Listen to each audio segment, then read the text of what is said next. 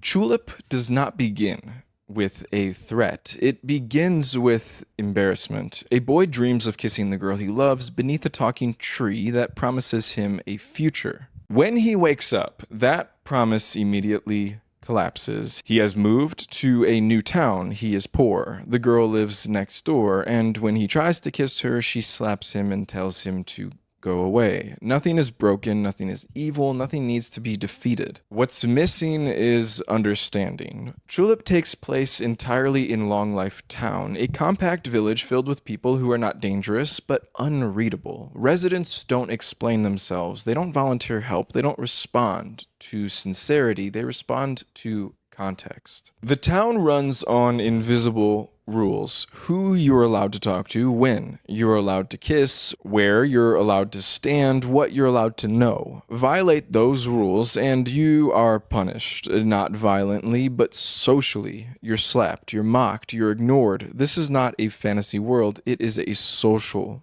one. Chulip's most infamous mechanic is kissing. You must kiss nearly everyone in town to progress, but this is not about desire. Every kiss is conditional. You must approach from the correct angle at the correct time of day after satisfying some unseen requirement. Get it wrong and the town rejects you. Kissing becomes a test of observation, patience, and timing. It is not intimacy, it is social fluency. The game teaches that affection is not something you take, it's something you earn by understanding how someone exists in the world. Love is not a feeling in Chulip, it's a procedure. Early on, the boy decides to write a love letter to the girl who rejected him. That letter is immediately stolen. Its pen, ink, and paper scattered across town. Recovering each piece becomes the game's central structure. Each component is earned through a different system: a religious ritual, wage labor, helping a stranded outsider. None of these tasks are framed as heroic. They're mundane, bureaucratic, occasionally humiliating. The game is quietly teaching something important. Romance is not separate from life. It is built out of work,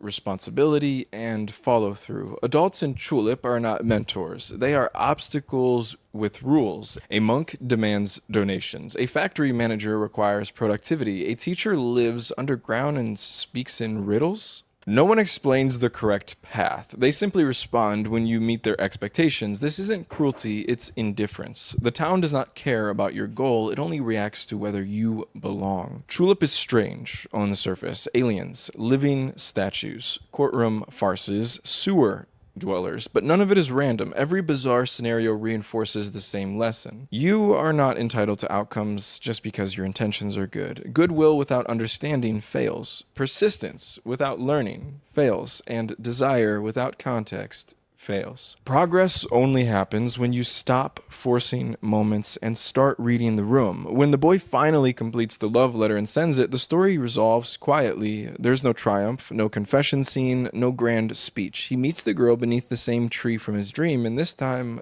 the kiss works. Not because fate intervened, because he changed. Chulip is not a dating game. It is not a comedy. It is not satire. It is a systems game about social calibration. It argues that affection is not unlocked through charisma, dominance, or persistence, but through attentiveness, through learning how other people's worlds are structured and adjusting yourself accordingly. The town never changes, you do. Chulip remains uncomfortable because it refuses to flatter the player. It doesn't tell you you're special. It doesn't bend around your feelings. It doesn't convert effort into success automatically. It treats love the way real life often does, as something that only works once you stop trying to make it happen and start understanding why it hasn't.